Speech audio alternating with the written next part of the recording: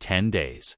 That's all the time my late grandfather's HOA gave me to get rid of 3 champion stallions worth over $200,000 or face fines big enough to bury me before I even unpacked a single box.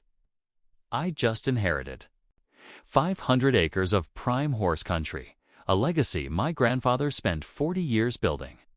And taped to the front gate was a letter that read, "Remove the animals or face legal action." If you think homeowners associations only care about paint colors and mailbox sizes, wait until you hear what this board tried to pull on a working horse ranch with deeded agricultural rights. Stick with me, because by the end of this video, you'll see exactly how a 10-day ultimatum turned into the biggest legal headache that HOA board has ever faced. Hit subscribe right now, because on HOA conflicts, we expose every twist, and this one is far from over. My grandfather passed in early spring, and 2 weeks later, I was standing on the porch of the ranch he built with his bare hands. 500 acres of rolling pasture, 3 barns, and a bloodline of stallions that had taken decades to perfect. I wasn't a horse person growing up, but I knew enough to understand what I was looking at.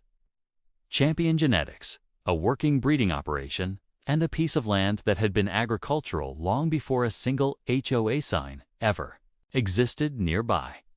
What I didn't expect was the manila envelope wedged into the front gate the day I arrived to start moving in. Inside was a letter from the Crestview Meadows Homeowners Association, the development that had crept up along the ranch's eastern border about 15 years earlier.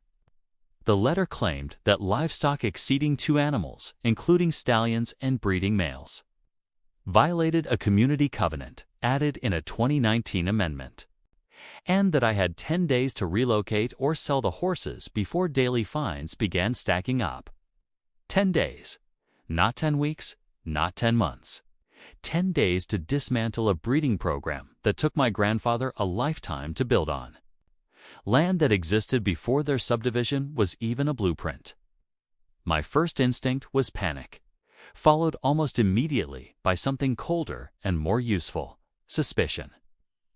I called my grandfather's longtime ranch manager, a woman named Martha who had worked the property for over 20 years, and she said something that changed everything. "Honey," she told me, "this ranch has an agricultural use easement recorded before that HOA even existed. They can't touch what was grandfathered in." That single sentence sent me down a rabbit hole of county records, easement filings, and zoning history that the HOA board clearly hoped I'd never bother to check.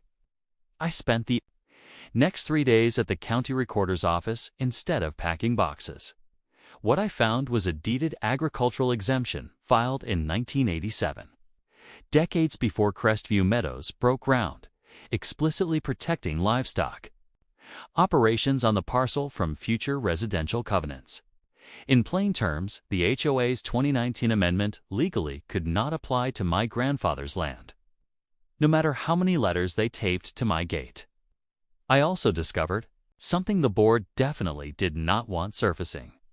2 other longtime landowners nearby had received similar threats over the years and simply sold out rather than fight, which is exactly how this HOA had quietly expanded its reach on agricultural land that was never theirs to regulate.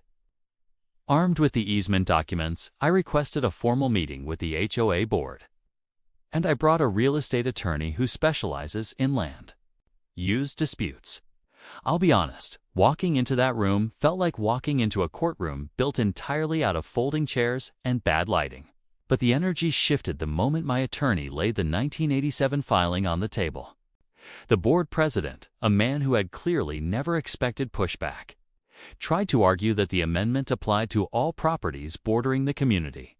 But my attorney calmly explained that bordering a community and being legally bound by its covenants are 2 very different things, especially when a recorded agricultural exemption predates the HOA's existence entirely. The board didn't back down right away. They threatened daily fines anyway, claiming nuisance and noise violations instead, which is a tactic I've since learned HOAs use when their original argument collapses. So we went further. My attorney filed a formal cease and desist on their behalf, citing the easement, the agricultural exemption, and state right to farm protections that shield working farms and ranches from exactly this kind of harassment. We also pulled records showing the board had sent nearly identical threats to at least 4 other rural property owners over the past 6 years, which started to look less like a misunderstanding and more like a pattern. Word got out fast in a small community like ours. Neighbors who had quietly sold their land years earlier reached out, some angry, some relieved someone was finally pushing back. A local news outlet picked up the story, and within 2 weeks of that first 10-day letter, the HOA's attorney sent a written retraction acknowledging the property's agricultural exemption and confirming no fines or legal action would proceed.